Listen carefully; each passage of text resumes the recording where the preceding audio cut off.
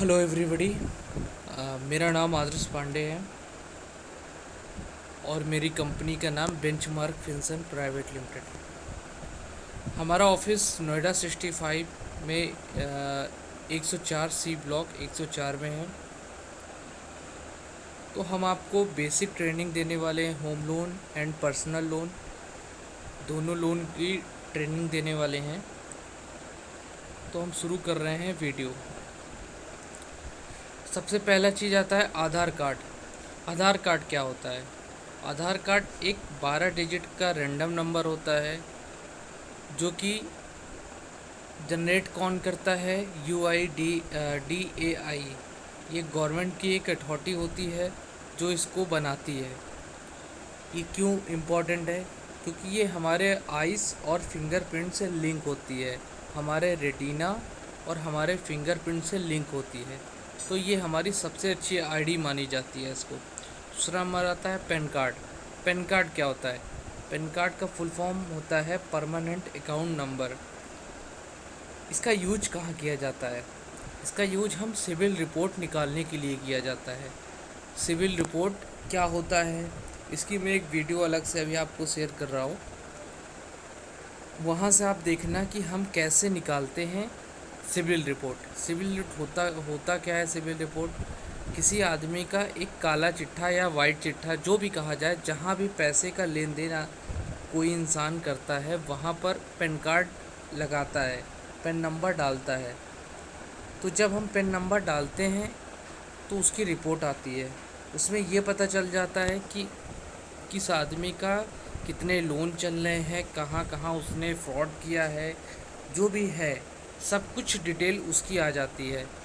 क्या डालने पर? Pan number, permanent account number. Account तो आपने बहुत सुना होगा, बहुत देखा होगा। कभी SBI में खुलवा लेते हैं, कभी HDFC में खुलवा लेते हैं, बहुत सारे बैंक में। लेकिन ये एक अकाउंट होता है जो कि परमानेंट होता है, ये चेंज नहीं होता है। जो आपको नंबर मिलता है वो परमानेंट नंबर आपका रहता है और ये नंबर आधार से ही लिंक होता है। परमानेंट अकाउंट नंबर भी, पैन नंबर भी आधार से लिंक होता है। तो इसकी मैं एक वीडियो अभी आपको दे रहा हूँ, उस वीडियो से देखना कि हम कैसे सिविल रिपोर्ट में पैन कार्ड का यूज करते हैं। अगला नंबर आता है KYC। KYC क्या होता है? Now your customer. हम कस्टमर को कैसे जानें? अगर कोई कस्टमर हमारा जिसका नाम है रवि, तो हम रवि को जानने के लिए हम कैसे जाने कि रवि रियलिटी में रवि है या कोई और है? तो हम उसका आधार कार्ड लेते हैं, जो कि आधार कार्ड आपको बताया है कि एक इम्पॉर्टेंट आईडी के रूप में देखा जाता है। तो आधार कार्ड लेते हैं, उसका पैन कार्ड लेते हैं। पैन कार्ड से पता चलता है कि रवि कैसा इंसान है, उसका कैरेक्टर, वो कोई फ्रॉडिया तो नहीं है, कोई घपला तो नहीं किया है। पैन कार्ड लेते हैं और उसका करंट एड्रेस प्रूफ जहाँ वो रहता है। तो कोई कस्टमर का हम KYC में उसका आधार कार्ड लेते हैं, पैन कार्ड लेते हैं और करंट एड्रेस प्रूफ लेते हैं। अगला नंबर आता है एक मिनट, करंट एड्रेस प्रूफ क्या होता है? करंट एड्रेस प्रूफ में इलेक्ट्रिसिटी बिल आता है, गैस का बिल आता है, ब्रॉडबैंड आता है, रेंट एग्रीमेंट आता है। ये सारे चीज़ करंट एड्रेस प्रूफ में आता है। जब किसी KYC में हम किसी कस्टमर का KYC लेते हैं तो आधार कार्ड, पैन कार्ड और करंट एड्रेस प्रूफ लेते हैं। ब्रॉडबैंड का बिल आपको शायद पता होगा। ब्रॉडबैंड जो घर में वाईफाई लगता है, घर में जो वाईफाई लगता है उसके बिल को कहते हैं ब्रॉडबैंड का बिल। रेंट एग्रीमेंट, जिसके घर पे किराए पे रहता है तो उसको रेंट एग्रीमेंट बनवाना होता है, तो ये भी हम प्रूफ के तौर पे ले लेते हैं। गैस का बिल, इलेक्ट्रिसिटी बिल, तो ये चीज़ हम करंट एड्रेस प्रूफ में लेते हैं। अगला नंबर आता है TDS सर्टिफिकेट। TDS सर्टिफिकेट क्या होता है? इसको हम फॉर्म 16 भी कहते हैं।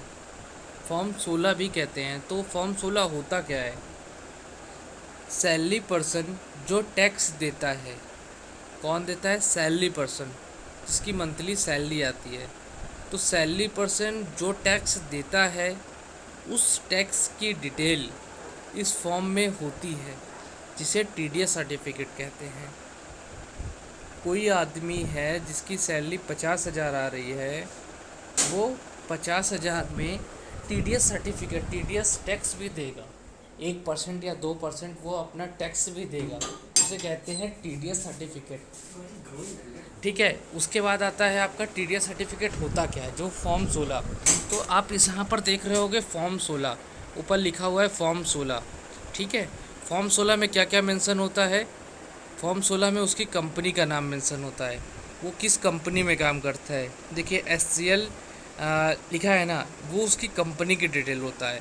उसके बाद फॉर्म 16 में उसकी टोटल सैलरी कितनी आ रही है, 5,70,000 समथिंग उसकी एक साल में सैलरी आ रही है, और वो अपना टैक्स कितना दे रहा है, 5,824 रुपया। इसको आप रोटेट करके देख लेना, 5,824 रुपये ये टैक्स दे रहा है। उसकी टोटल सैलरी कितनी आ रही है, 5,70,404 रुपया उसकी टोटल सैलरी आ रही है। इसे क्या कहते हैं, टीडीएस सर्टिफिकेट, फॉर्म 16। ठीक है, फॉर्म 16 में उसकी हर साल आप यहाँ पर देखोगे 2019 से 2020 उसकी फाइनेंशियल ईयर दिया है कि इस टाइम में इस साल इतना उसको सैलरी मिली है। अच्छा, ये सैलरी क्वार्टरली होती है, मतलब देखो यहाँ पर आप देखो Q1 Q2 Q3 4 ऐसे लिखा है ना, तो ये 4-4 महीने के डिटेल है, 4-4 महीने के डिटेल, इतना इतना इतना मिला है।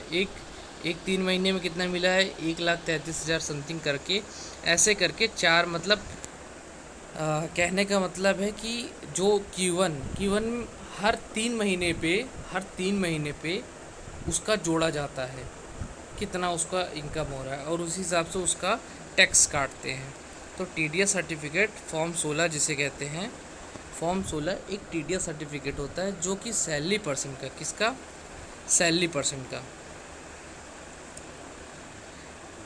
सैलरी पर्सन का जो टैक्स कटता है उसकी डिटेल इस पे मेंशन होती है, उसे कहते हैं टीडीएस सर्टिफिकेट। ये हर एक सैलरी पर्सन से हमें डॉक्यूमेंट लेना होता है। ठीक है, टीडीएस सर्टिफिकेट क्लियर। उसके बाद आता है ITR, income tax return. Income tax क्या होता है, इनकम पे लगने वाले टैक्स को इनकम टैक्स कहते हैं, इनकम पे लगने वाले टैक्स को इनकम टैक्स कहते हैं। ठीक है, अब ये होता क्या है, किसी आदमी की इनकम अगर 5 लाख से ज़्यादा है, साल की इनकम 5 लाख से ज़्यादा है, तो उसको 20% का सरकार को टैक्स देना होता है। किस पे देना होता है, उसकी साल के इनकम पे 20% का टैक्स देना होता है। अगर उसकी इनकम 5 लाख से ऊपर है, तो जैसे 5.5 लाख है, तो 5.5 लाख 1 रुपया होते ही उसको 20% का टैक्स देना होता है, तो उसी को कहते हैं इनकम टैक्स। 5 लाख से ऊपर होने पे उसको टैक्स देना पड़ता है, उसी को कहते हैं इनकम टैक्स। और आर जो होता है रिटर्न। अब मान लो किसी की इनकम 5 लाख रुपए है, 5.5 लाख रुपए किसी की इनकम है। ठीक है, सरकार कहती है कि हम कुछ चीज़ पे आपको छूट देंगे, जैसे कि आप डोनेट करोगे तब, और आपका स्कूल की फ़ीस दोगे, तो ये सब चीज़ में अगर हम यूज करते हैं, जैसे इस बच्चे की फ़ीस है। ठीक है, अब बच्चे की फ़ीस मान लो 10,000 रुपये महीने की जा रही है। ठीक है, एक अपने बच्चे को अच्छे स्कूल में पढ़ा रहा है, तो उसकी 10,000 रुपये की फ़ीस जा रही है, तो साल में कितना होता है, 1,20,000। तो सरकार कहती है अगर बच्चे पढ़ रहा है, अगर कोई आपका बच्चा पढ़ रहा है, या उसकी ट्यूशन फ़ीस या स्कूल फ़ीस, ये सब आप रिटर्न ले सकते हो। ठीक है, तो एक साल में उस बच्चे की फ़ीस 1,20,000 रुपया हुआ। ठीक है, तो 1,20,000 रुपये को सरकार कहती है कि हम आपको बच्चे की पढ़ाई के लिए छूट दे रहे हैं। तो उसकी टोटल इनकम कितनी थी, 5.5 लाख रुपये। उसकी टोटल इनकम थी 5.5 लाख रुपये। उसमें से अगर हम 1,20,000 घटाते हैं, तो 5 लाख से कम हो जाएगा ना, 430 या 430 के समथिंग हो जाएगा, जो भी है उसके समथिंग आ जाएगा। तो अराउंड 5 के नीचे आ गया ना उसकी इनकम। जब अपने इस बच्चे की पढ़ाई की फ़ीस की रसीद लगा के अपने इनकम पे रिटर्न ले लेता है, इसी को कहते हैं ITR, इनकम टैक्स रिटर्न। मतलब उसकी 5.5 लाख की इनकम थी, उसने अपने बच्चे की रसीद दिखा के कि मैं बच्चे को फ़ीस दिखा रहा हूँ, बच्चे की फ़ीस दे रहा हूँ, वो फीस का वो आदमी रिटर्न ले सकता है, उसी को कहते हैं इनकम टैक्स रिटर्न। उसको सरकार को फिर टैक्स नहीं देना पड़ेगा। ठीक है। अगला नंबर आता है जीएसटी। जीएसटी क्या होता है? वहाँ पर आईटीआर में इनकम टैक्स, इनकम पे लगता है टैक्स, और जीएसटी में सामान पे लगता है टैक्स। जीएसटी का फुल फॉर्म होता है जनरल सेल टैक्स या goods and service tax. India में हम जीएसटी को गुड्स एंड सर्विस टैक्स के नाम से जानते हैं। तो ये होता क्या है? किसी भी सामान पे लगने वाले टैक्स को जीएसटी कहते हैं। जीएसटी रिटर्न क्या होता है? किसी भी सामान पे लगने वाले टैक्स को वापस लेना जीएसटी रिटर्न कहते हैं। अब मान लो कि हमारी कंपनी है और हम अपनी कंपनी में जीएसटी लिए हैं। तो सपोज डैट हम एक मोबाइल खरीदते हैं, तो मोबाइल जब हम खरीदते हैं तो उसमें 18% का जीएसटी लगता है। तो सरकार कहती है अगर आपका टर्नओवर 20 लाख से ऊपर नहीं है, अगर आपका टर्नओवर 20 लाख से ऊपर नहीं है, तो अब अपने जीएसटी जो आपके सामान पे लगा है, जो कि आप अपने कंपनी और अपने ऑफिस के लिए, अपने कंपनी के लिए आपने उस चीज़ को यूज किया या ख़रीदा है, ठीक है, तो उस पर आप रिटर्न ले लो। तो हम क्या करते हैं, उस पर 18% का जो टैक्स लगता है, उस टैक्स को हम रिटर्न ले लेते हैं। उसी को कहते हैं जीएसटी रिटर्न। जिसकी ज़्यादा इनकम नहीं होती है वो अपने सामान पे, जो सामान पे टैक्स लगता है, उसको रिटर्न ले लेता है, उसे कहते हैं जीएसटी रिटर्न। किसी जीएसटी क्या होता है? किसी भी सामान पे लगने वाले टैक्स को जीएसटी कहते हैं। उसके बाद आता है टाइप ऑफ कंपनी। हम किस किस कंपनियों के साथ डील करते हैं या काम करते हैं। तो हम 4 कंपनियों के साथ डील करते हैं, जो कि पहला नाम आता है partnership company, proprietorship company, private limited company और लिमिटेड कंपनी। पार्टनरशिप कंपनी क्या होती है? जाहिर सी बात है, नाम से पता चल रहा है कोई पार्टनर, जैसे दो पार्टनर या 3 पार्टनर मिलके कंपनी बनाते हैं, जिसे कहते हैं पार्टनरशिप कंपनी। पार्टनरशिप कंपनी क्या होती है? कोई पार्टनर मिलके कोई कंपनी बनाते हैं, उसे कहते हैं पार्टनरशिप कंपनी। प्रोप्राइटरशिप कंपनी क्या होती है? किसी सिंगल आदमी की कंपनी, किसी सिंगल आदमी की कंपनी को प्रोप्राइटरशिप कंपनी कहते हैं। किसको? किसी सिंगल आदमी की कंपनी में। अच्छा, यहाँ पर एम्प्लॉय बहुत हो सकते हैं। प्रोप्राइटरशिप कंपनी में या पार्टनरशिप कंपनी में एम्प्लॉय हो सकते हैं, 100 भी हो सकते हैं, 2 भी हो सकते हैं, 5 भी हो सकते हैं, 10 भी। तो एम्प्लॉय से डिपेंड नहीं करता है कंपनी का वैल्यू। कंपनी क्या होती है ये मैं आपको क्लियर कर रहा हूँ। पार्टनरशिप मतलब कि पार्टनरशिप कंपनी है। हम कंपनी को कैसे जज करेंगे कि कंपनी अच्छी या बुरी? उसके आईटीआर से, उसके इनकम टैक्स पे, कि वो कितना प्रॉफिट कर रही है और सरकार को वो कितना अच्छा टैक्स दे रही है। वहाँ से हम क्लियर करते हैं कि वो अच्छी कंपनी है। पार्टनरशिप कंपनी छोटी भी हो सकती है और बड़ी भी हो सकती है। अब इस पर डिपेंड करता है कि वो कंपनी कैसी है। जैसे हीरो होंडा 2 कंपनी थी पहले, अब तो अलग हो गई है। पहले 2 कंपनी एक साथ मिलकर बिजनेस करती थी। हीरो अलग थी और होंडा अलग थी। होंडा क्या करती थी? उसके गाड़ी के पार्ट को बनाती थी, मतलब प्लास्टिक और जो बाहर के पार्ट होते हैं उसको बनाया करती थी, और हीरो जो है इंजन वगैरह को बनाई करती थी। तो 2 कंपनी मिल के एक साथ, और हीरो होंडा जो थी वो बहुत बड़ी कंपनी थी। तो हम ये नहीं डिसाइड कर सकते कि पार्टनरशिप जो कंपनी होती हैं वो छोटी हो सकती है नाम से या बड़ी हो सकती हैं। वो डिसाइड करेगा उनके आईटीआर पे। प्रोप्राइटरशिप भी कंपनी ज़रूरी नहीं कि बहुत बड़ी कंपनी हो, छोटी भी कंपनी हो सकती है। उसके बाद आता है प्राइवेट लिमिटेड कंपनी।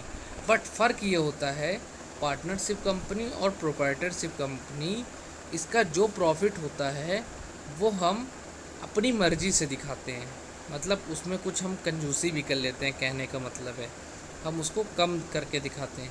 लेकिन प्राइवेट लिमिटेड, जब हमारी कंपनी प्राइवेट लिमिटेड हो जाती है तो हमें सरकार को अपना A to Z इनकम दिखाना पड़ता है कि हमारे एम्प्लॉय कितने काम कर रहे हैं, हमें कहाँ कहाँ से सोर्स आता है, कहाँ कहाँ से पैसा आता है, किन के साथ, किस किस लोगों के साथ हम डील कर रहे हैं, किस किस कंपनियों के साथ, वो सब हमें सरकार को दिखाना होता है। जब हम ये चीज़ दिखा देते हैं तो हमारी कंपनी हो जाती है प्राइवेट लिमिटेड कंपनी। उसके बाद आता है लिमिटेड कंपनी। लिमिटेड कंपनी क्या होती है? अर्ध सरकारी कंपनी, मतलब सरकार के अधीन काम करना। सरकार के अधीन काम करना ऐसी कंपनी जो सरकार के लिए काम करे या सरकार के अधीन काम करे उसे कहते हैं लिमिटेड कंपनी। तो हम 4 कंपनियों के साथ डील करते हैं, जिसमें से हमें 2 कंपनी को हम आराम से लोन देते हैं। एक देते हैं प्राइवेट लिमिटेड कंपनी को, एक देते हैं लिमिटेड कंपनी को। हम इस 2 कंपनी के एम्प्लॉय को लोन आराम से देते हैं, ठीक है, प्राइवेट लिमिटेड कंपनी और लिमिटेड कंपनी। अगला आता है टाइप ऑफ एम्प्लॉय। एम्प्लॉय कितने प्रकार के होते हैं? जब इस कंपनी में कंपनी है तो एम्प्लॉय भी होंगे। तो एम्प्लॉय 2 प्रकार के होते हैं, एक सेल्फ एम्प्लॉय होते हैं और एक सैलरी पर्सन होते हैं। सैलरी पर्सन क्या होते हैं? जिसकी हर मंथ सैलरी आती है, हर 30 तारीख को उसके अकाउंट में सैलरी आ जाती है, तो उसे सैलरी पर्सन कहते हैं। सेल्फ एम्प्लॉय जो रोज़ काम करता है, रोज़ काम करता है, रोज़ काम करता है, रोज़ थकता नहीं है, कंटिन्यू काम करता जाता है, जो प्रॉफिट आता है उससे अपना घर का खर्चा या अपना प्रॉफिट देखता है। तो ऐसा आदमी जो खुद के लिए काम करे, रोज़ काम करे, उसे कहते हैं, और उस रोज़ काम करने से जो प्रॉफिट आए वो उसका प्रॉफिट होता है, वो उसकी सैलरी होती है। तो सैलरी पर्सन एम्प्लॉय क्या होता है? सैलरी पर्सन जिसकी मंथली में सैलरी आए। और सेल्फ एम्प्लॉय क्या होता है? वो रोज़ काम करता है, रोज़ कमाता है, तो वो सेल्फ एम्प्लॉय कहलाता है। ऐसे आदमी जो, जैसे आप अगर रोज़ काम करोगे, रोज़ कॉल करोगे, जो बेनिफिट आएगा रोज़ आपका बेनिफिट होगा। आप सैलरी पे हो, अगर मैं आपको सैलरी देता हूँ तो आप सैलरी पर्सन कहलाओगे, और मैं अगर आपको परसेंटेज पे रखता हूँ तो आप सेल्फ एम्प्लॉय कहलाओगे। तो ये डिपेंड करता है कि आप क्या बनना चाहते हो, सेल्फ एम्प्लॉय या सैलरी पर्सन। मैं भी सेल्फ एम्प्लॉय हूँ, ठीक है, मैं सेल्फ एम्प्लॉय हूँ, रोज़ काम करता हूँ और रोज़ मेरा बेनिफिट होता है। उसके बाद आता है टाइप ऑफ प्रॉपर्टी। प्रॉपर्टी कितने प्रकार की होती है? प्रॉपर्टी 2 प्रकार की होती है, अप्रूव्ड प्रॉपर्टी और अनअप्रूव्ड प्रॉपर्टी। अप्रूव्ड प्रॉपर्टी क्या होती है? कोई भी हम घर या बनाने से पहले, फ्लैट बनाने से पहले सरकार से परमिशन लेना होता है कि हम इस जगह पे फ्लैट बनाना चाहते हैं, 4 मंजिल का या 2 मंजिल का या 2 फ्लोर का या 1 फ्लोर का या 3 फ्लोर का। तो इससे हमें आपसे परमिशन चाहिए कि हम बना लें। सरकार एक परमिशन देती है, एक मैप बना के देती है, और उस मैप पे उसका साइन होती है, सरकार की साइन होती है कि हाँ मैं स्वीकृति आपको दे रही हूँ कि आप बना लो इस जगह पे। उसे कहते हैं अप्रूव्ड प्रॉपर्टी। अनअप्रूव्ड प्रॉपर्टी क्या होती है? जो बिना सरकार से परमिशन लिए बना लेते हैं घर, उनकी रजिस्ट्री होती है, सब कुछ होता है, लेकिन उसे कहते हैं अनअप्रूव्ड प्रॉपर्टी, क्योंकि उसको बनाने के लिए, प्रॉपर्टी बनाने के लिए सरकार से परमिशन नहीं लेते हैं। तो अप्रूव्ड प्रॉपर्टी अनअप्रूव्ड प्रॉपर्टी में यही डिफरेंट है कि नक्शा नहीं होता, और हमें क्लाइंट से पूछना होता है कि सर आपके पास नक्शा है या नहीं है, बस। उसके बाद आता है टाइप ऑफ लोन। लोन कितने प्रकार के होते हैं जो हम करते हैं? हम 4 प्रकार के लोन करते हैं, home loan, personal loan, business loan और कार लोन। होम लोन घर से संबंधित लोन होता है, पर्सनल लोन खुद के लिए पर लोन होता है, बिजनेस लोन बिजनेसमैन के लिए होता है, और कार लोन कार के लिए होता है। तो बात करते हैं सबसे पहले होम लोन की, पर्सनल लोन की। पर्सनल लोन मतलब पर्सनल यूज के लिए लोन लेना। उस पैसे से आप कुछ भी करो, उस पैसे से आप कुछ भी करो, आप शादी अपनी करो या घूमने जाओ, कुछ भी करो उस पैसे का, उसे कहते हैं पर्सनल लोन। बिजनेस लोन क्या होता है? एक बिजनेसमैन को मिलता है जिसका बिजनेस अच्छा होता है, उसकी 5 लाख से 6 लाख से ऊपर की ITR होनी चाहिए, ठीक है, बिजनेस उसका अच्छा होना चाहिए, तो उसे कहते हैं बिजनेस लोन। कार लोन क्या होता है? कार लोन कार खरीदने के लिए, या आप नई कार खरीदो या पुरानी कार खरीदो, दोनों का लोन के लिए कहते हैं कार लोन। और होम लोन, अब बात करते हैं होम लोन। होम लोन कितने प्रकार के होते हैं? Resale home loan. Resale home loan क्या कहते हैं? पुराने घर को खरीदना और ख़रीदने के बाद उस पर लोन लेना। पुराने घर को खरीदना और ख़रीदने के लिए लोन लेना, उसे कहते हैं रीसेल होम लोन। मतलब मतलब दोबारा, रीसेल दोबारा उसको सेल करना, ख़रीदना, पुराने मोबाइल को दोबारा ख़रीदना, पुराने घर को दोबारा ख़रीदना, रीसेल घर कहते हैं। और अगर हम पुराने घर जो ख़रीद रहे हैं, पुराना घर हम ख़रीद रहे हैं, उस पर लोन ले रहे हैं, तो उसे कहते हैं रीसेल होम लोन। उसके बाद आता है बैलेंस ट्रांसफ़र। बैलेंस ट्रांसफ़र मैं कुछ बाद में बता रहा हूँ, अभी नेक्स्ट टॉपिक में। उसके बाद आता है बैलेंस ट्रांसफ़र, रोक रहा हूँ, टॉपअप। टॉपअप क्या होता है? टॉपअप मतलब आपका ऑलरेडी लोन चल रहा हो और उस पर कुछ और पैसे ले लेना, मतलब 2 लाख 4 लाख और लेना। जैसे कि हम पहले मोबाइल में हमारे जब अनलिमिटेड वाला सिस्टम नहीं था, रिचार्ज कराना होता था तो 10 रुपये का रिचार्ज कराते थे तो उसमें 7 रुपये कुछ मिलता था, ठीक है। लेकिन किसी से हमने बात करने के बाद अकाउंट में हमारे पास 1 रुपया बच रहा है या 1.5 रुपया बच रहा है, तो फिर आप क्या करते थे? जब पूरा जीरो हो जाता था तब रिचार्ज कराते थे या पहले जाके रिचार्ज करा लेते थे? नहीं, उसमें 1-2 रुपया पड़ा रहता होगा, फिर से जाके आप 10 रुपये का कूपन खरीद के फिर से आप रिचार्ज कर लेते थे। तो उसी तरह उसमें कुछ पैसा पड़ा था ना, और फिर से आप उस पर रिचार्ज कर लिए। उसी तरह टॉपअप भी होता है, उसे टॉपअप ही तो कहते थे रिचार्ज करने को, भैया टॉपअप कर दो 10 रुपये का। उसी तरह हमारे लोन में भी होता है, किसी कस्टमर का लोन चल रहा होगा, ठीक है, उस पर हम ये टॉपअप, उस पर हम और लोन ले लेना 5 लाख 10 लाख, उसे कहते हैं टॉपअप होम लोन। उसके बाद आता है construction home loan. Construction home loan क्या कहते हैं? किसी प्लॉट, किसी ज़मीन पे घर बनवाने के लिए लोन लेना, उसे कहते हैं कंस्ट्रक्शन होम लोन। उसके बाद आता है प्लॉट प्लस कंस्ट्रक्शन लोन। ये क्या होता है? पहले बैंक प्लॉट को खरीदने के लिए, ज़मीन को खरीदने के लिए पैसा देती है और फिर बनवाने के लिए। इसे P+C लोन भी कहते हैं, परचेज प्लस कंस्ट्रक्शन लोन भी कहते हैं, P+C लोन भी कहते हैं, परचेज प्लस कंस्ट्रक्शन लोन कहते हैं। अगला नंबर आता है लैप, लोन अगेंस्ट प्रॉपर्टी। किसके अगेंस्ट लोन लेते हैं हम? प्रॉपर्टी को रख के।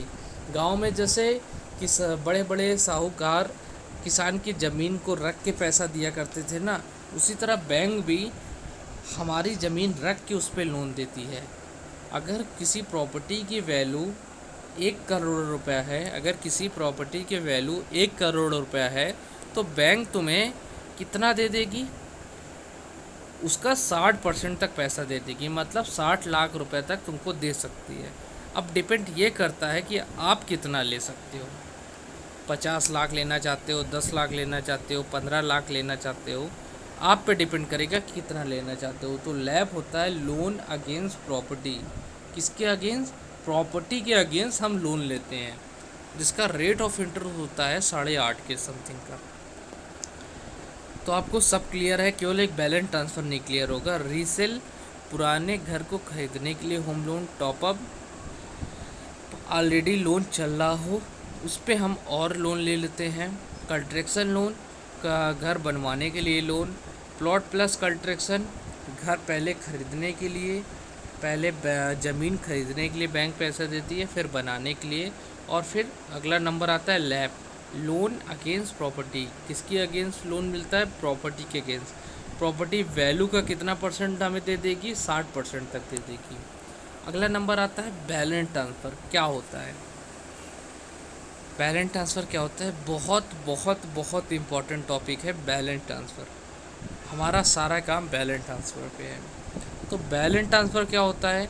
किसी आदमी का लोन चल रहा होगा किसी भी बैंक से, उसी बैंक को बदलना, उसकी बैंक को बदलना बैलेंस ट्रांसफ़र कहते हैं। मान लो किसी आदमी का लोन SBI से चल रहा है, स्टेट बैंक ऑफ इंडिया से चल रहा है, और उसकी बैंक को बदलना बैलेंस ट्रांसफ़र कहलाता है।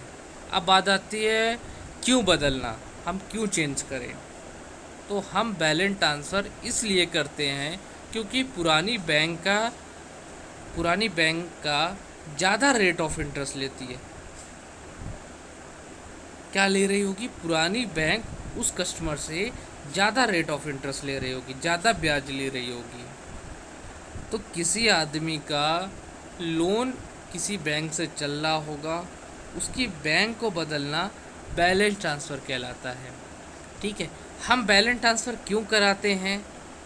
हमारा काम बैलेंस ट्रांसफ़र का क्यों है?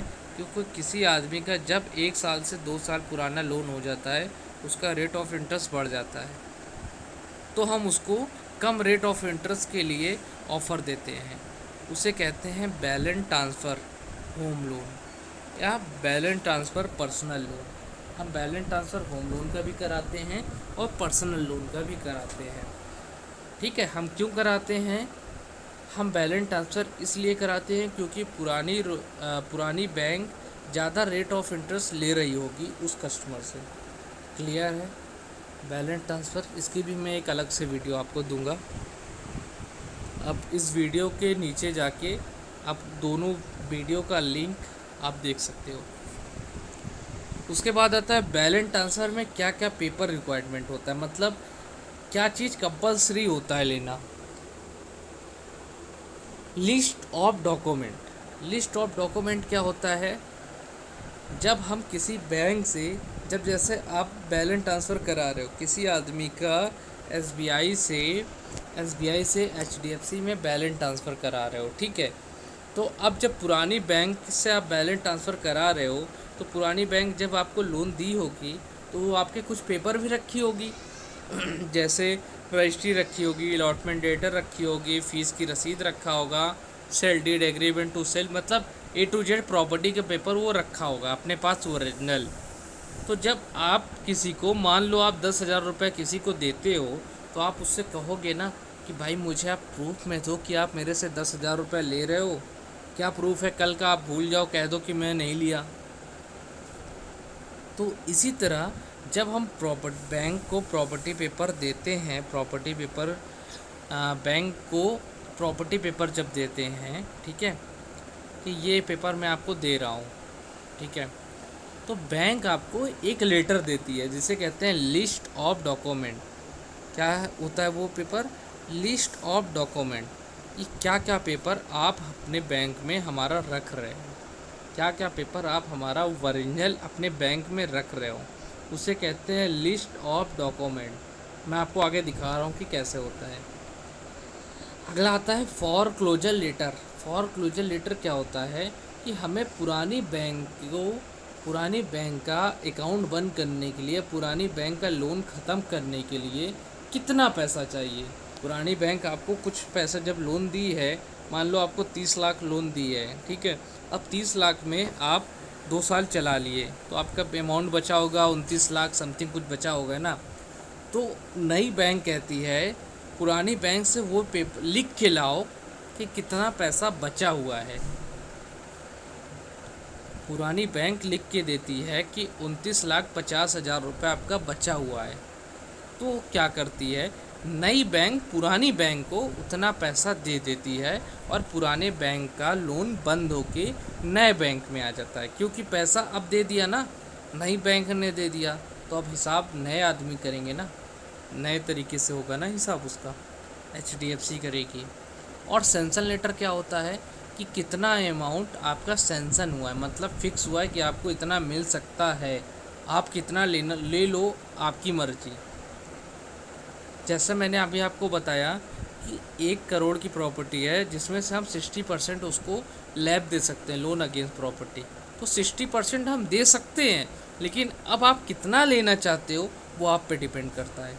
उसी तरह लोन सेंसन लेटर होता है, हम आपका लोन सेंसन कर देते हैं, उसके बाद आप कितना लेना चाहते हो वो आप पे डिपेंड करता है। तो बात करते हैं लिस्ट ऑफ डॉक्यूमेंट। पहला तो लिस्ट ऑफ डॉक्यूमेंट ये होता है, बैंक ऑफ बड़ौदा का आप देखो इसमें दिया है नंबर 1, देखो नंबर 1, नंबर 2, नंबर 3 कि कह रहा है पेमेंट रसीद डेट इतना इतना इतना, ये 3 रसीद दिया गया था पेमेंट की, ये हमारे पास ओरिजिनल आपकी रखी है। दूसरे नंबर पे देखो, मैं आपको थोड़ा सा जूम करके दिखाता हूँ, देखो यहाँ पर लिखा हुआ है सबसे पहले बनना डियर सर, उसके बाद देखा है list of document in home loan.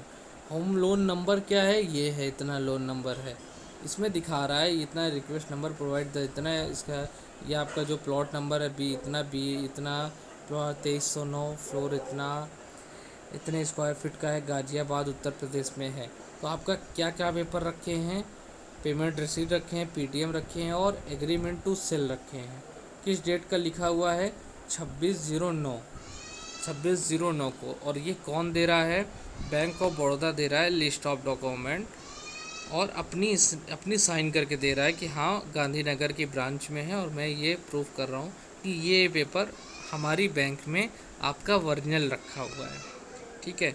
अब बात आती है फॉर क्लोजर लेटर। तो फोरक्लोजर लेटर देखिए आप, ये इंडिया बुल्स का फोरक्लोजर लेटर है। इसमें दिया है, आप यहाँ पर देखोगे ये लोन नंबर दिया है, लोन नंबर ये होता है, और उसके बाद आपका प्रिंसिपल अमाउंट इतना बचा है 18,40,000 समथिंग आपका इतना बचा हुआ है। इंटरेस्ट फॉर मंथ, इस मंथ में आपका इंटरेस्ट लगने वाला था 8,600 इतना रुपया, ठीक है। और इसको सब्सिडी मिली थी, प्रधानमंत्री की सब्सिडी मिली थी, सबको नहीं मिलती, इसको मिली थी कितने की, 2,38,000 कुछ रुपए की इसको प्रधानमंत्री आवास योजना की सब्सिडी मिली थी। तो वो, लेकिन वो वापस कर रहे हैं। तो टोटल अब इतना अमाउंट जोड़ने के बाद 8,000 और इतना करके टोटल इसको फोरक्लोजर लेटर में ये लिखा है कि 20 लाख इतनी 87,021 रुपये आप दे दोगे तो हम आपका क्या कर देंगे, लोन को क्लोज कर देंगे। इसे कहते हैं, इस लेटर को कहते हैं फोरक्लोजर लेटर। इसे क्या कहते हैं, देखो यहाँ पर लिखा है, क्लोज करने के लिए कितना अमाउंट पेबल है, इतना 20 लाख रुपए आप दे दोगे तो आपका ये अकाउंट क्लोज हो जाएगा। तो बैंक ऑफ बड़ौदा का लिस्ट ऑफ डॉक्यूमेंट, ये बैंक ऑफ बड़ौदा की लिस्ट ऑफ डॉक्यूमेंट होती है जिसमें ये लिखा होता है कि कौन कौन सा पेपर बैंक के पास ओरिजिनल रखा हुआ है, ठीक है। और ये इंडिया बुल्स की मेरे पास फोरक्लोजर लेटर है जिसमें लिखा है कि आप 20,87,000 का आप चेक बना दोगे या इतना पैसे दे दोगे तो हम आपका लोन क्लोज कर देंगे, ठीक है। इतना हम आप दे दोगे तो हम आपका लोन क्लोज कर देंगे, उसे कहते हैं फोरक्लोजर लेटर। अगला नंबर आता है होम लोन का प्रोसेस क्या होता है। तो पहले हम हम जब लोन कराने के लिए क्या प्रोसेस होता है, होम लोन या पर्सनल लोन, नथिंग, उसका प्रोसेस क्या होता है। पहले हम अपॉइंटमेंट बुक करते हैं, कॉल करते हैं, फिर उसकी अपॉइंटमेंट बुक करते हैं, फिर कॉल पेपर उसका कलेक्ट करते हैं, पेपर कलेक्ट करने के बाद उसकी फ़ाइल को मेंटेन करते हैं, फिर फाइल को लॉगिन कराते हैं। फिर चौथा नंबर आता है लीगल एंड टेक्निकल। लीगल क्या होता है, जब हम उसकी फ़ाइल बनाएंगे तो उसके प्रॉपर्टी पेपर रहेंगे, उस प्रॉपर्टी पेपर को चेक कराना। ये लीगल जो होता है, उसके प्रॉपर्टी पेपर को चेक कराने को, वकील से चेक कराने को हम लीगल कहते हैं। वकील से उसके प्रॉपर्टी पेपर को चेक कराने को हम लीगल कहते हैं। एंड टेक्निकल क्या होता है, जो प्रॉपर्टी वो खरीद रहा होगा उस प्रॉपर्टी को लीगल टेक्निकल से चेक कराते हैं। टेक्निकल मतलब एक बैंक का आदमी जाता है और उस प्रॉपर्टी को चेक करता है कि हाँ उसमें कमरा बना हुआ है या नहीं, लैट्रिन बाथरूम बना हुआ है या नहीं, वो सही में घर है या नहीं है, घर टूटा फूटा तो नहीं है, उस चीज़ को चेक करना टेक्निकल कहलाता है। जब लीगल और टेक्निकल ओके हो जाता है तो क्या होता है, लोन उसका सैंक्शन होता है, और जब लोन सैंक्शन होता है फिर उसके बाद उसका पैसा हम डिस्बर्स करवाते हैं, तो लोन डिस्बर्स कहलाता है। उसके बाद आता है क्या क्या चार्जेस हमसे लगता है, तो हम प्रोसेसिंग फ़ी, चार्जेस में हम सबसे चीज़ आता है प्रोसेसिंग फ़ी, फाइल चार्जेस जिसे कहते हैं, प्रोसेसिंग फ़ी या फाइल चार्जेस। पर्सनल लोन जो भी आदमी लेता है उसमें 2% की फ़ीस देना पड़ता है। अगर वो 4 लाख रुपए ले रहा है तो 8,000 रुपया प्रोसेसिंग फ़ी देगा। बट इसमें भी हम अप्रूवल लेके 2% को हम 1% भी करा लेते हैं, 1.5% भी करा लेते हैं, ये हमारे ऊपर अप्रूवल के ऊपर होता है। तो प्रोसेसिंग फ़ी पीएल की जो होती है वो 2% की होती है, और एचएल की 3,540 होती है, जिसमें से 3,000 फीस होती है और 540 रुपये जीएसटी होता है।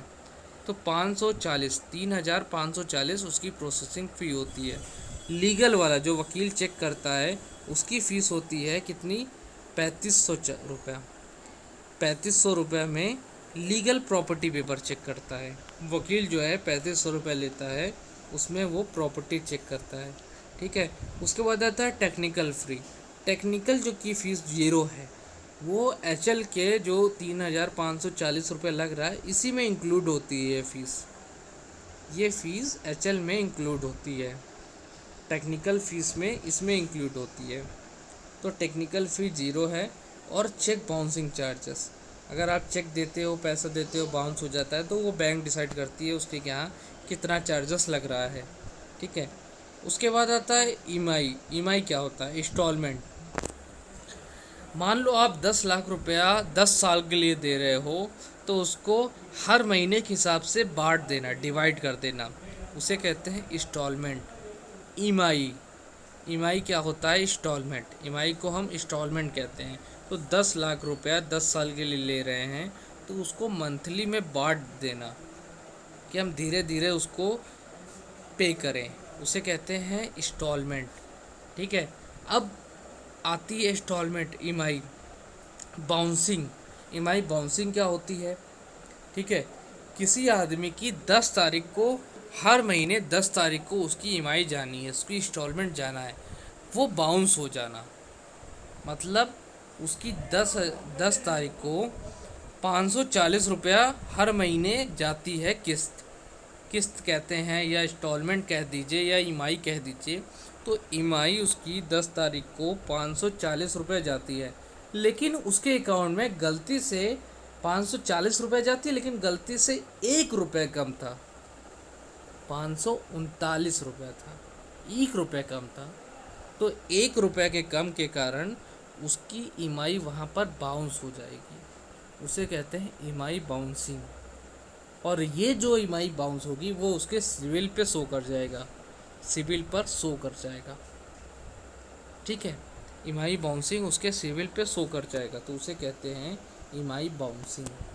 ठीक है, 1 रुपये कम होने के कारण उसकी ईएमआई बाउंस हो गई। उसके बाद आता है जब हम उसको रेट ऑफ इंटरेस्ट देते हैं, लोन देते हैं, तो वो क्या होता है? फ्लैट होता है या फ्लोटिंग? फ्लैट क्या होता है? जो रेट ऑफ इंटरेस्ट है वो फ्लैट और फ्लोटिंग दो होता है। या रिड्यूसिंग क्या होता है, मैं बता रहा हूँ। फ्लैट क्या होता है? जब आप किसी मॉल पे जाते हो तो देखते होगे कपड़ों में लिखा है फ्लैट 50% का डिस्काउंट। तो अगर 500 रुपये की जीन्स है, तो जब आप काउंटर पे जाते हो तो वो 250 रुपये की हो जाती है, वो 50% डिस्काउंट दे देता है। मतलब फिक्स। फ्लैट मतलब अप टू 50% नहीं लिखा होता है, लिखा होता है फ्लैट 50% का डिस्काउंट। तो मतलब जितने का होता है वो फिक्स होता है, वो फिक्स होता है, कितना ही आपका रहेगा, उसे कहते हैं फ्लैट। मतलब फिक्स रहेगा कि रेट ऑफ इंटरेस्ट इतना ही आपका रहेगा। फ्लोटिंग क्या होता है? उसकी ईएमआई कम ज़्यादा होती है, कभी 7 रुपया हो जाएगी, कभी 6 रुपया हो जाएगी, कभी 680 हो जाएगी, कभी 7 हो जाएगी, कभी 7.5 हो जाएगी। उसे कहते हैं ईएमआई फ्लोटिंग ईएमआई, फ्लैट और फ्लोटिंग ईएमआई। उसके बाद आता है ईसीएस चेक। ईसीएस चेक क्या होता है? ईसीएस क्या होता है? Electronic clearing service. मतलब ये आपके अकाउंट में ऑटोमेटिक आपकी इंस्टॉलमेंट काट लेता है। एक सिस्टम होता है, इलेक्ट्रॉनिक सिस्टम होता है, सर्विस होती है। कंप्यूटर अपने आप आपकी 10 तारीख को ईएमआई काट लेता है, उसे कहते हैं ईसीएस। ईसीएस हो जाना, अपने आप पैसा कट जाना, आपकी इंस्टॉलमेंट कट जाना, उसे कहते हैं ईसीएस। अगला आता है एनओसी। एनओसी क्या होता है? जब आप कोई फ्लैट लेते हो या आप मान लो किसी आदमी का लोन चल रहा है, ठीक है, आप बैलेंस ट्रांसफ़र करा रहे हो, ठीक है। तो जब आप बैलेंस ट्रांसफ़र करा रहे हो तो आप पुरानी बैंक से, जब आप पुरानी बैंक को पैसा दे दोगे, ठीक है, फॉरक्लोज कर दोगे, उसको पैसा दे दोगे, उसके यहाँ से लोन ख़त्म हो जाएगा, तो वो आपको एक एनओसी देगा। ठीक है, वो आपको एक एनओसी देगा। एनओसी मतलब होता है नो ऑब्जेक्शन सर्टिफिकेट। मुझे आपसे कोई ऑब्जेक्शन नहीं है, मुझे आपसे कोई ऑब्जेक्शन नहीं है, अब आप बेच सकते हो। या किसी का आप घर खरीद रहे हो, घर बेचने के बाद वो आदमी जब रजिस्ट्री करा लेगा, ठीक है, तो वो एक एनओसी देगा कि हाँ अब मुझे कोई ऑब्जेक्शन नहीं है, आप इस घर को तोड़ो फोड़ो, हमसे कोई मतलब नहीं है। ठीक है, उसे कहते हैं एनओसी। जब आप किसी बिल्डर से मकान खरीद रहे होगे, वो बिल्डर भी आपको देगा कि हाँ अब इस मकान में आप रहो या इसको बेचो, मुझे कोई मतलब नहीं है। नो ऑब्जेक्शन सर्टिफिकेट, उसे कहते हैं एनओसी। आउटस्टैंडिंग क्या होता है? अभी आपको मैंने आउटस्टैंडिंग दिखाया ना कि प्रिंसिपल कितना आउटस्टैंडिंग है, कितना पैसा अभी उसके लोन का बचा हुआ है। आउटस्टैंडिंग मतलब होता है कि कितना पैसा उसके लोन का बचा हुआ है। आरवाई क्या होता है? Rate of interest. Rate of interest क्या होता है कि कोई बैंक आपको 100 रुपये दे रही है, ठीक है, अब 100 रुपये वो ब्याज कितना ले रही है, उस ब्याज को ROI कहते हैं, रेट ऑफ इंटरेस्ट। उस ब्याज को, जो भी ब्याज ले रही होगी उस ब्याज को रेट ऑफ इंटरेस्ट कहते हैं, ROI। मान लो 100 रुपये दे रही है और आपसे कह रही है कि 800 रुपये लूँगी मैं, 8 रुपये लूँगी, सॉरी 100 रुपये पे 8 रुपये लूँगी। तो जब आप 100 रुपया वापस करने जाओगे बैंक को तो वो आपसे 108 रुपये लेगी, तो उसे कहते हैं रेट ऑफ इंटरेस्ट। वो पैसा बैंक जब दे रही है तो वो बैंक आपसे क्या रेट ऑफ इंटरेस्ट ले रही है, क्या फ़ायदा ले रही है। ये रेट ऑफ इंटरेस्ट कम ज़्यादा होने के कारण ही लोग क्या कराते हैं, बैलेंस ट्रांसफ़र कराते हैं। ठीक है, अब आता है लोन टर्म। लोन टर्म क्या होता है, लोन कितने साल के लिए ले सकते हैं। लोन टर्म का मतलब है लोन कितने साल के लिए ले सकते हैं। एज लिमिट, अचल किसको दे सकते हैं, कितने साल तक वालों को दे सकते हैं, 18 साल से 70 साल वालों को हम अचल दे सकते हैं। पीएल हम किसको दे सकते हैं, पर्सनल लोन। अचल क्या होता है, होम लोन होता है। होम लोन हम 18 से 70 साल के आदमी को दे सकते हैं, आदमी नहीं लेडीज़ को भी दे सकते हैं। पर्सनल लोन 21 साल से 60 साल तक के लोगों को दे सकते हैं। होम लोन में सेल्फ एम्प्लॉय को, होम लोन में सेल्फ एम्प्लॉय को 75 साल के समथिंग तक हम लोन दे सकते हैं। होम लोन में सैलरी पर्सन के एम्प्लॉय को 65 साल के समथिंग तक दे सकते हैं। ठीक है, होम लोन में ज़्यादा से ज़्यादा 30 साल के लिए लोन दे सकते हैं और कम से कम 1 साल के लिए या 5 साल के लिए, कम से कम 5 साल के लिए दे सकते हैं होम लोन। पर्सनल लोन कम से कम 1 साल के लिए दे सकते हैं और पर्सनल लोन ज़्यादा से ज़्यादा 5 साल के लिए दे सकते हैं। ठीक है, जहाँ डाउट हो आप मेरे से पूछ लेना कि कितने साल तक कितने लोग को देते हैं। लेकिन होम लोन ज़्यादा से ज़्यादा 30 साल से ऊपर हम नहीं दे सकते। किसी आदमी को लिखा हुआ है होम लोन, होम लोन में ज़्यादा से ज़्यादा 30 साल के लिए हम होम लोन दे सकते हैं और ये चीज़ पर्सनल लोन में लागू होता है। पर्सनल लोन ज़्यादा से ज़्यादा 5 साल के लिए दे सकते हैं। अगला आता है रेट ऑफ इंटरेस्ट। किस बैंक का रेट ऑफ इंटरेस्ट कितना है। HDFC का होम लोन में 6.70 है, SBI का 6.80 है, LIC का 6.90 है, GIC का 6.95 है, RBL का 9.30 है, बजाज का 8.50 है। पर्सनल लोन में 10.5 से 12.5 के समथिंग होता है। वो मैं अलग चार्ट दूंगा आपको कैसे क्या निकालना है पर्सनल लोन का। उसके बाद आता है पर्सनल लोन का रेट ऑफ इंटरेस्ट। हम क्या कमेंट करेंगे, अगर किसी की सैलरी 12,000 से, आप यहाँ पर देखना एम्प्लॉय सैलरी लिखा है, अगर किसी की सैलरी 12,000 से 20,000 के बीच में है तो उसको रेट ऑफ इंटरेस्ट जो मिलेगा वो 20 से 22 का मिलेगा। मतलब 100 रुपये देने के लिए उससे बैंक 20 रुपये से 22 रुपये तक ले सकती है, उसे रेट ऑफ इंटरेस्ट 20 से 22 तक मिलेगा। अगर किसी की सैलरी 21,000 से 25,000 तक है तो उसको 18 से 20 का रेट ऑफ इंटरेस्ट मिलेगा। ठीक है, अगर किसी की सैलरी 25,000 से 30,000 तक है तो उसे, अगर किसी की सैलरी 25,000 से 30,000 तक है तो उसको 12 से 16 का रेट ऑफ इंटरेस्ट मिलेगा। अगर किसी की सैलरी 30,000 से 35,000 तक है तो उसे 11 से 12 का रेट ऑफ इंटरेस्ट मिलेगा। अगर किसी की सैलरी 50,000 से ऊपर है तो उसको 10.25 से 11 का रेट ऑफ इंटरेस्ट मिलेगा। सबसे कम रेट ऑफ इंटरेस्ट 10.25 चल रहा है, 10 पॉइंट इतना कि मतलब 100 रुपये पे 10 रुपये 25 पैसे आपसे इंटरेस्ट लेगी पर्सनल लोन में। पर्सनल लोन का रेट ऑफ इंटरेस्ट ज़्यादा होता है, होम लोन का रेट ऑफ इंटरेस्ट कम होता है। इस बात को क्लियर रखना है। यहाँ पर आप देख लो, होम लोन का रेट ऑफ इंटरेस्ट 6.75 है और होम लोन का, पर्सनल लोन का रेट ऑफ इंटरेस्ट 10.50 है। तो ये आपका, हम ये इस चीज़ को आप माइंड में बैठा लेना कि जिसकी सैलरी पे डिसाइड करेंगे कि हम रेट ऑफ इंटरेस्ट उसको क्या दे सकते हैं, बट उसकी कंपनी पे भी डिसाइड करेंगे। आपको बोलना नहीं है कि हम आपको इतना दे ही देंगे। सर, आपकी कंपनी जिस कैटेगरी में हमारे पास लिस्टेड होगी हम उसके बाद ही आपको रेट ऑफ इंटरेस्ट कंफर्म कर सकते हैं, बट अभी आपको इतना तक मिलने की उम्मीद है क्योंकि हम उसकी कंपनी चेक करते हैं। कि कंपनी कैसी कंपनी है और किस कैटेगरी में लिस्टेड है। मतलब कैटेगरी ए मतलब बहुत अच्छी, बी मतलब थोड़ी सी अच्छी, सी मतलब ठीक ठाक और डी मतलब पुअर। तो किस कंपनी में रजिस्टर्ड है, लिस्टेड है, उस हिसाब से उसको हम रेट ऑफ इंटरेस्ट देते हैं। उसके बाद आता है LTV। LTV क्या होता है? Loan to value. क्या होता है? हम कितना लोन दे सकते हैं किसी आदमी को। तो अगर उसकी प्रॉपर्टी 30 लाख से कम की है तो उसको हम उसकी प्रॉपर्टी का 90% दे सकते हैं लोन। कितना? 90%। अगर उसकी प्रॉपर्टी 30 लाख से कम है तो हम उसको उसकी प्रॉपर्टी का 90% लोन दे सकते हैं। और अगर 30 लाख से 70 लाख के बीच में है तो हम 80% उसको लोन देंगे। जितने की भी खरीद रहा होगा, मान लो वो 70 लाख की खरीद रहा है या 42 लाख की खरीद रहा है, तो 42 लाख का 80% जितना होता है हम उसको लोन देंगे। लगभग आएगा 34-35 लाख रुपए आएगा। ठीक है।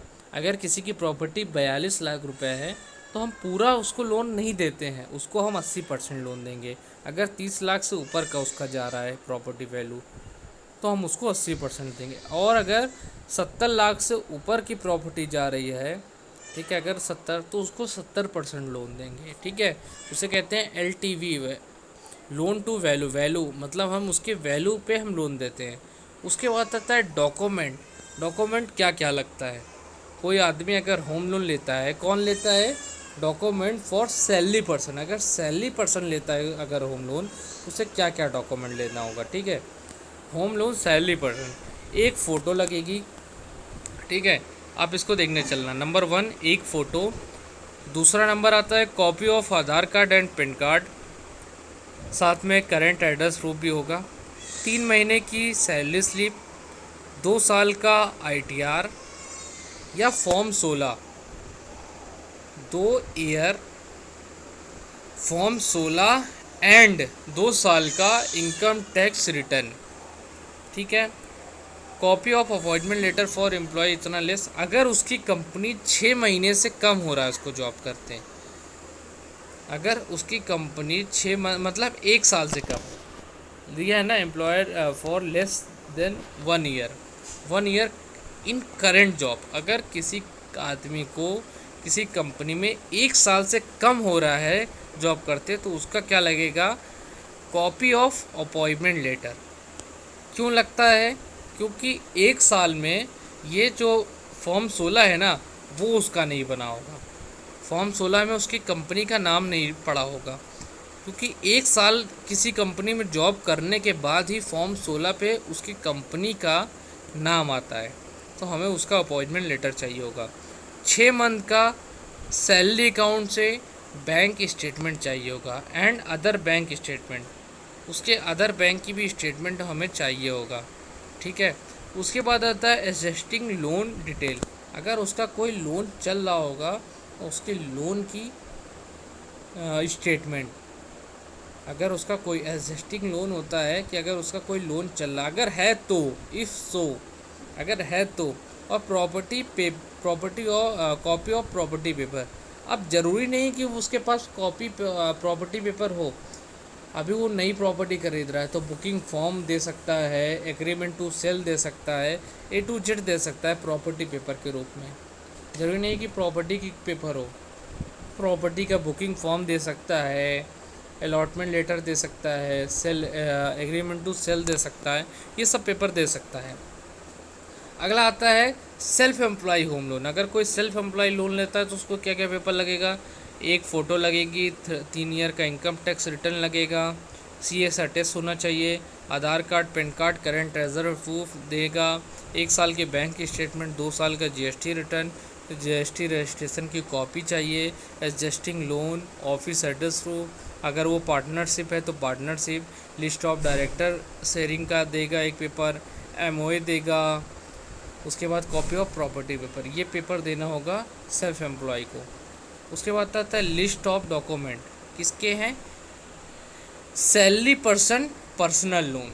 अगर कोई सैलरी पर्सन है तो उसको ये डॉक्यूमेंट लेना होगा, PAN card, Aadhaar card, office address proof, 2 photo, 3 month की salary slip, 6 month bank statement, loan schedule, इसका कोई लोन चल रहा हो तो उसका शेड्यूल, और फॉर्म 16, ये हम सैलरी पर्सन के डॉक्यूमेंट होते हैं अगर लोन लेता है। ठीक है।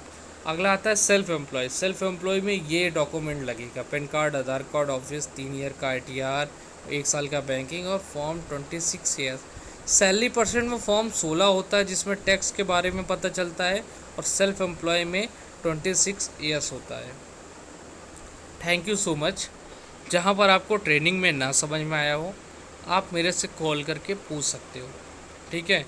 फ्रंट में, वीडियो के फ्रंट में मेरा नंबर दे रहा है, आप मेरे पास कॉल करके समझ सकते हो। Thank you so much.